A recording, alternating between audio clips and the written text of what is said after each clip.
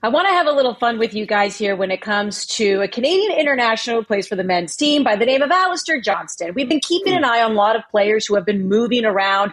Either they've been on loan or their contract has been up. Now, he is under contract, and he's doing really well with Celtic. He's been with them since 2023. He's become a fan favorite. At one point, even wore the armband, and we know that he's won titles with this club. But is he ready to move on? Is he ready for something bigger? In particular, when it comes to a new challenge, is he ready, Wheels, for the English Premier League? He could be. I think he can play to that level. Look, I'm not trying to avoid the question here because I do think he's in a really good position where he's at right now. I know there's been previous interest from Fulham as well as other clubs abroad. And why not? Johnston has proved himself to be as reliable, as consistent as they come with the team that plays in the Champions League and runs away with the Scottish title each and every year. And his international performances for Canada, notwithstanding maybe this summer when he got married, he had a lot going on, as being top notch as well. So at 26, he's rightfully drawing attention. This shouldn't surprise anyone.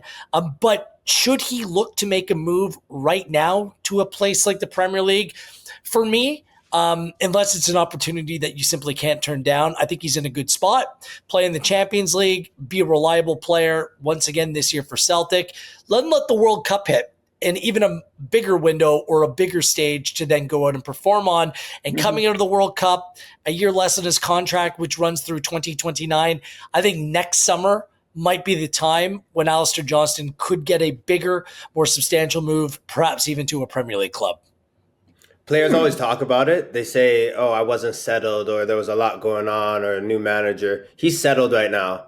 You look at him in Glasgow, moved to a new house. He's been there since 2023. He signed a new deal to 2029. This is not just a Mickey Mouse club. This is one of the top clubs in the UK that he's settled at. And you already mentioned Andy, has captained before. And when you look down the path of maybe the year or two, might be permanent captain, might be a legend at the club. I think he's already on that wave. So when I think of the profile of Alistair Johnston, obviously he could be at a Premier League club. He's quick. He loves a 1v1 duel. He loves to get stuck into a tackle. He can bomb up and down. He can underlap, overlap. He crosses well with both feet, but down that right-hand side, he puts in quality service. For sure, he can move. But you always have to question with a player. You obviously want to hit your ceiling at a club, and I still think he has a ways to go at Celtic. So, yeah, obviously, I think the biggest thing with this year as well, that's kind of put him in that conversation for a move, are his Champions League performances. They were exceptional. When you looked at certain games that he played, he was the first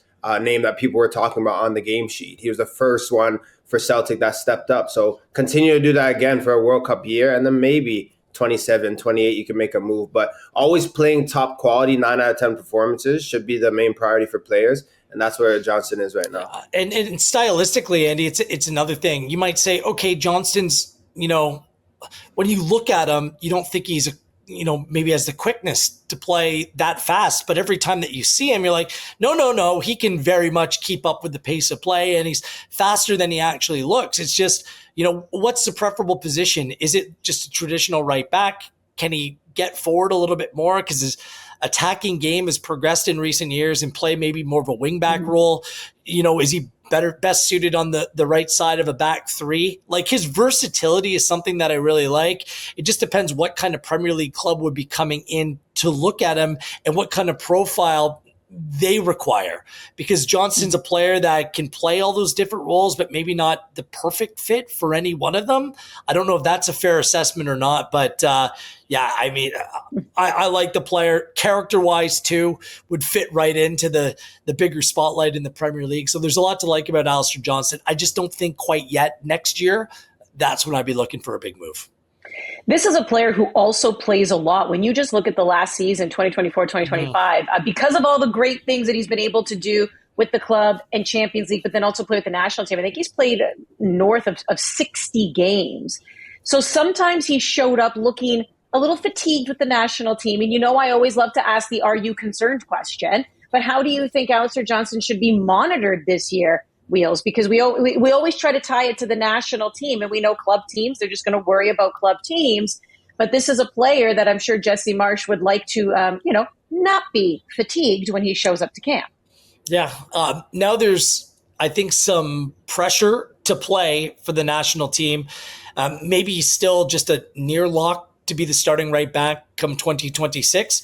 But now there are other players who can play that role if Johnston, one, needs a break, or two, just isn't fit to play. Nico Seeger has certainly emerged as a true candidate. If Nico Seeger gets a big move this summer to a club of prominence, whether it's right back, whether it's central midfield, I think there's a real role in the Canada team for him. Richie Larea, Mr. Versatility, can play in the midfield, can play on the right, can play on the left. He's a player more than capable of stepping in as well. So just like we've kind of talked about balancing out and managing the minutes of a player like Alphonso Davies, Alistair Johnston fits that bill as well. Like 60 games for club and country, that is a lot of football. And he's been through big life changes, getting married, and we all know the pressures that come along with that as well. So, yeah, I think it needs to be managed, especially players playing Champions League football. It's just a lot of games, and he's going to be a constant for his club. I mean, they're the ones who pay him the big bucks to go out there and play. So I think it'd be smart if Marsh maybe balances out his minutes a little bit, understanding there will be pressure to play ahead of the World Cup as well. Please hold, Jordan. What pressures come with getting married, Wheels? Yeah, you take that one, Wheels. Watch me later. You take that. You take that. Did you see this hunch? Did you see me hunched over a little bit more? You take that. Whoa, you're not catching me. You're not catching me, Joe. And how much planning did you actually do in the wedding part? Did you actually do a lot? I gave a thumbs up for everything.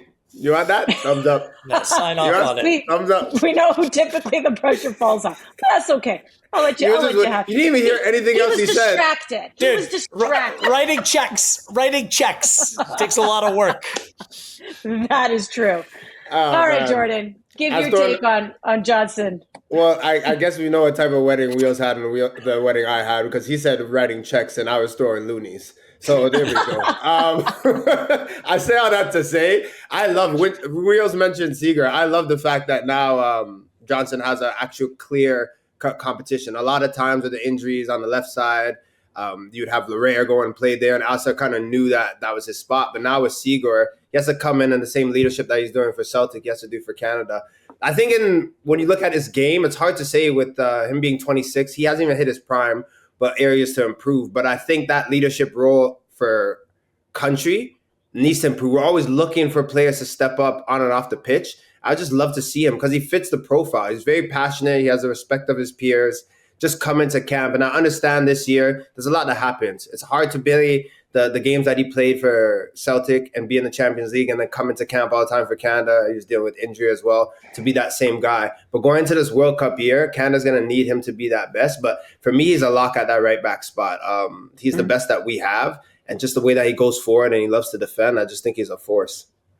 And we love to have the conversations of where they could go next. But here's the thing. You look at other players who have represented the national team. And, in particular, I look at Atiba Hutchinson, who was the captain. And he enjoyed making a living in Turkey. You even look at Scott Arfield. If you go even further back, I mean, he spent a lot of time in the Scottish Premier League as well. So maybe this is where Alistair Johnston ends up having a home for years to come. Would that be a bad thing, Wheels? No, he signed a 5-year contract. It's the biggest club in Scotland, and I understand week in, week out, the competition might not always be there. The standard drops off significantly. Celtic, Rangers, then question mark.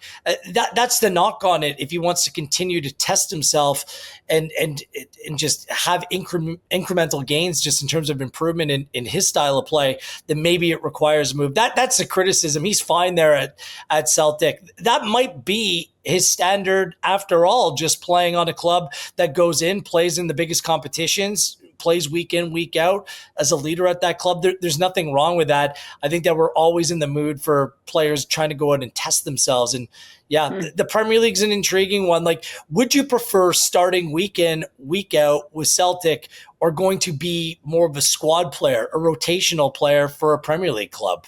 I think a lot of people would choose, especially as their career progresses, if they're comfortable where they're at, they'd stay with their current club and kind of ride things out that way. I think people are talking about it, but I think the only thing is, okay, you're saying week in and week out he could play against better, not you, Wheels, but just people, that he should be playing against better competition. But if you're in a position every year to win something, if you're in a position every year to go and compete in Champions League, if you're a starting right back, a leader on a squad, playing for one of the richest clubs in history in the UK, sign me up. Like there are a lot of pros and not a lot of cons when you look at Alistair Johnston. If he was to live out his contract till 2029, he's a top baller for that side, and he's only getting better and better with time. I think it's a win-win for everyone. Yeah, the Premier League, the Premier League comes like bigger paycheck potentially. True. And you wonder if Johnston, what him and his representatives kind of think about that venture. That's oftentimes a motivating factor for players to go out and make more. And I just feel stylistically, like Jonathan David ended up in Italy. I think that's a good fit for him stylistically. Of all the Canadian men's national team players, I just think the Premier League suits Alistair Johnston to a T. Like the demeanor, rugged. The attitude, the stick-to-itiveness, the physicality. Like I just think it suits him. So of all potential destinations abroad for Johnston, I think the Premier League's kind of the next logical step. Well, maybe he's in no rush, though, to make that move because maybe he didn't spend as much on his wedding the way he did. Toonies used Sammy Piet was there. Sammy Piet was there. It was a big wedding.